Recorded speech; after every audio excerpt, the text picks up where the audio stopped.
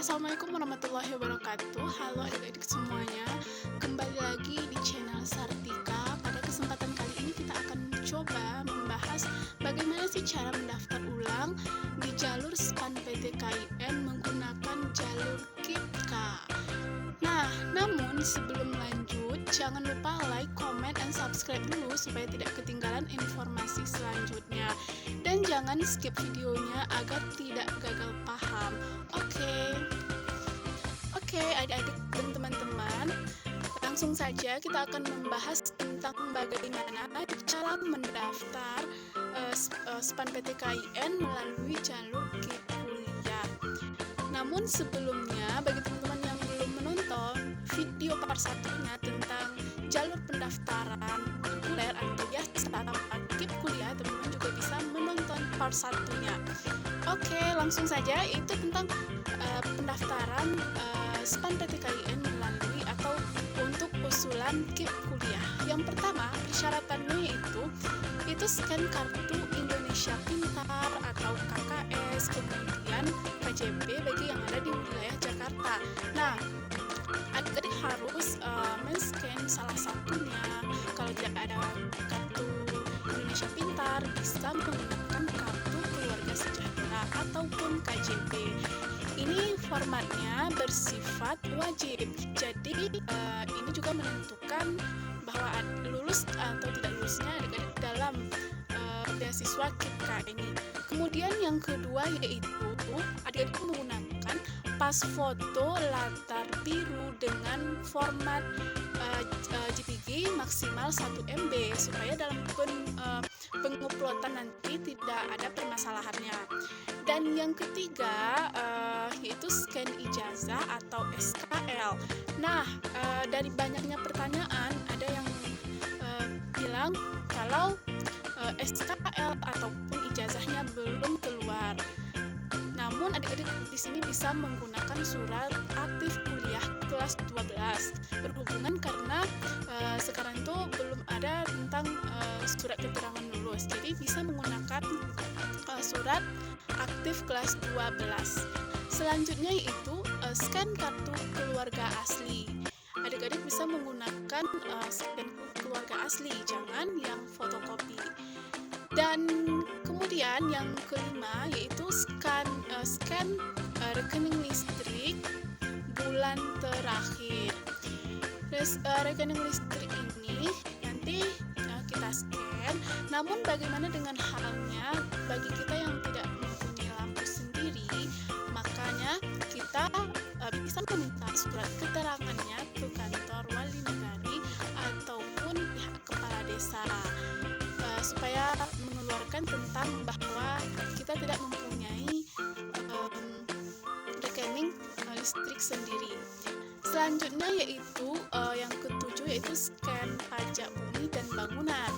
Hampir sama dengan yang poin yang kelima tadi, jika belum memiliki tanah sendiri, masih di tanah keluarga, maka kita juga bisa mengajukan surat ini ke kantor wali negari ataupun kepala desa sekitar tempat tinggalnya.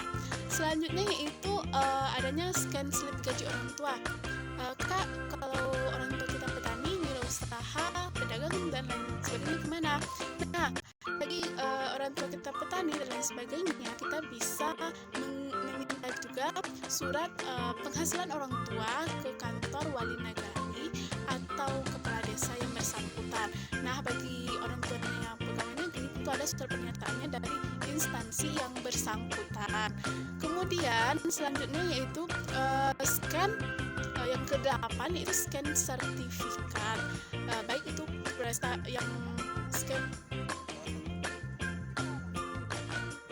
Oke, selanjutnya yang ke-8 yaitu scan sertifikat prestasi akademik maupun non-akademik. Nah, bagi tingkat yang akademik, yaitu adik-adik yang mempunyai prestasi di bidang pengetahuan, misalnya mengikuti lomba di mata pelajaran, lalu adik-adik menang, kemudian bisa mengupload sertifikatnya ke link yang disediakan.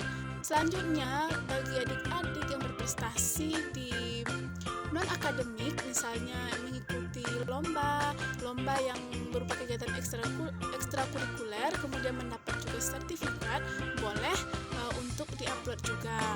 Nah, selanjutnya yaitu foto rumah tampak utuh sisi depan, kemudian samping kanan, samping kiri, kemudian belakang, ada ruang tamunya atau keluarga, dapur dan WC.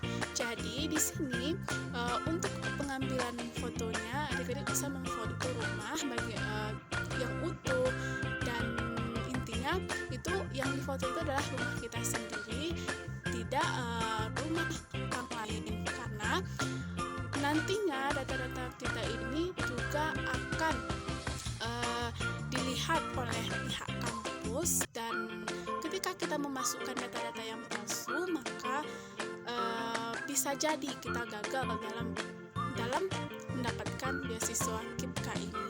Intinya, jadi bagi teman-teman dan adik-adik yang mengikuti jalur KIPK kuliah ini memang dari keluarga yang kurang mampu dan berprestasi. Namun bagaimana jika kurang mampu saja tetapi tidak berprestasi? Nah, adik-adik juga bisa mengusulkan terlebih dahulu dan dicoba, mana tahu jika rezekinya bisa lulus di jalur KIPK ini. Dan perlu juga diperhatikan dalam syarat-syarat ini agar dilengkapi selengkap-lengkapnya, jangan sampai ada yang tertinggal, karena ini juga merupakan pengaruh penting untuk kelulusan kita. Dan data-data yang kita isi itu memang benar dan tanpa ada pemalsuan di situ. Oke, adik-adik, semoga bagi adik-adik yang mendaftar melalui jalur kuliah semoga lulus dan semoga prosedurnya berjalan dengan lancar. Setelah semua persyaratan dan berkas telah disediakan, maka adik-adik bisa mendownload langsung ke laman registrasi. Mungkin sekian dulu informasi pada kali ini.